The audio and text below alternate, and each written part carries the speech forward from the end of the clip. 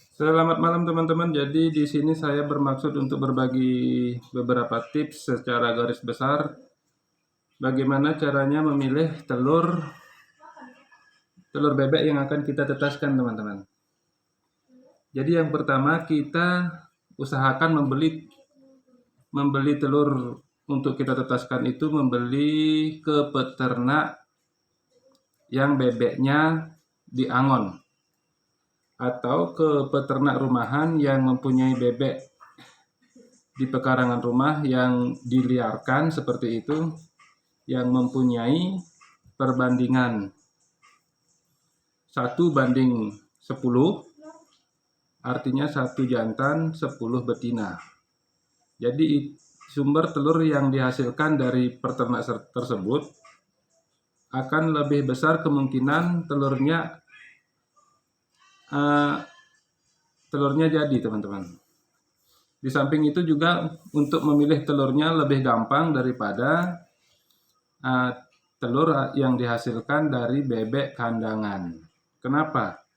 Telur yang dihasilkan dari bebek liar atau yang diangon, itu secara fisik kita sudah bisa mengetahui mana telur yang bagus dan mana telur yang kurang bagus. Telur yang bagus mempunyai ciri-ciri telurnya warnanya tidak terlalu biru dan tidak terlalu putih, mempunyai kulit yang bersih. Itu tandanya bebek yang mengeluarkan telur seperti itu mendapatkan sumber protein dari alam itu cenderung lebih sempurna. Dan ada sebagian teman-temannya itu yang bebek yang menghasilkan telur yang kurang bagus, telur yang ini itu signifikan, perbedaan yang signifikan kita dapatkan dari telur tersebut. Kita bisa memilih dengan kasat mata, sudah bisa tahu mana yang bagus dan mana yang jelek. Nah, sedangkan telur yang dihasilkan dari hasil kandangan itu kita kesusahan memilih, teman-teman. Jadi telur yang dihasilkan dari bebek kandangan itu justru semua telurnya itu kita akan melihat semua bagus. Kenapa? Karena takaran sumber protein yang didapat oleh bebek itu sudah ditentukan oleh si peternak. Jadi hasilnya pun rata. Kita susah, walaupun bisa kita memilih, tapi maksud kita membeli ke orang itu kan agar lebih cepat kita bisa menentukan mana yang bagus, mana yang jelek. Oke, itu yang pertama. Yang kedua, pilihlah telur yang mempunyai kulit tidak terlalu biru dan tidak terlalu putih. Karena terlalu biru berarti dia punya tekstur kulit itu agak tebal. Dia kulitnya lebih tebal. Nanti di saat dia menetas, dia akan kesusahan untuk pecah. Atau si bebek itu susah untuk mematok cangkangnya untuk dia keluar. Telur yang terlalu putih juga tidak baik, teman-teman. Karena kemungkinan telur yang terlalu putih itu kulitnya tipis. Jadi kalau kulitnya tipis itu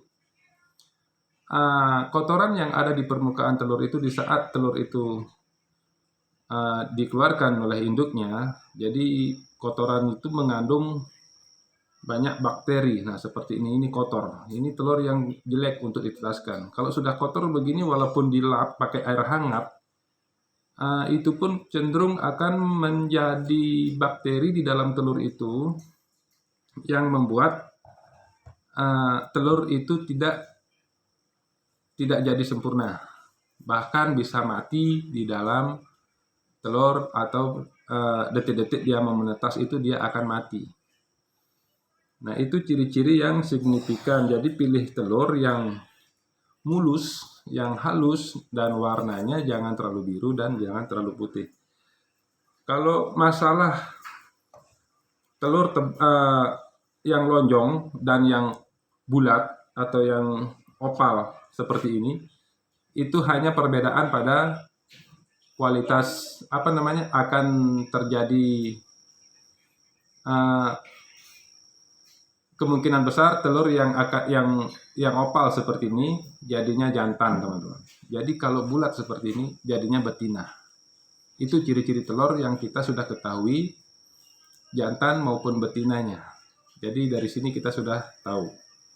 Terus yang berikutnya, telur yang kita akan tetaskan itu lebih bagus telur yang berumur 1 sampai 5 hari. Itu telur yang ideal yang kita tetaskan. Itu akan setelah 5 hari lewat, telur belum masuk di dalam penetasan atau belum masuk di ayam yang kita suruh menetaskan atau entok yang mengeram. Jadi lewat dari 5 hari itu kemungkinan besar fertil yang ada di dalam itu sudah mati. Jadi idealnya itu 5 hari telur itu masih bagus untuk ditetaskan. Nah, terus cara meletakkan telur di mesin tetas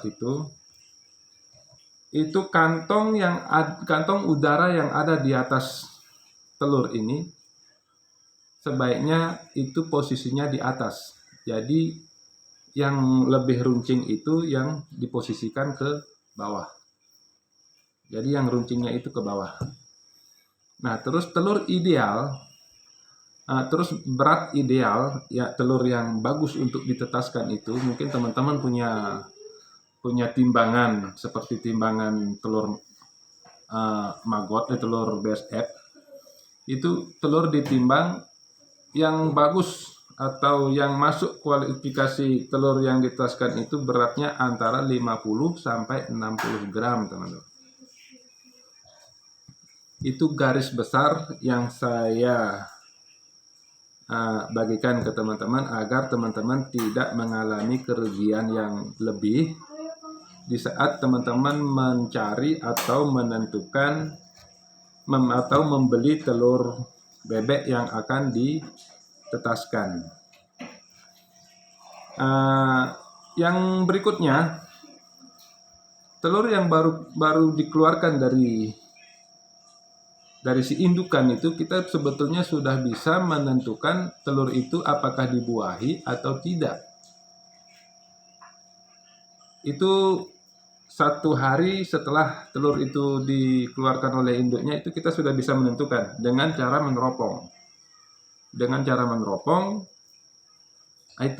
itu juga harus mempunyai skill yang lebih, karena selama ini teman-teman memasukkan telur terlebih dahulu selama 24 jam, baru diterawang kembali, diteropong kembali untuk memungkinkan apakah telur itu fertil atau tidak.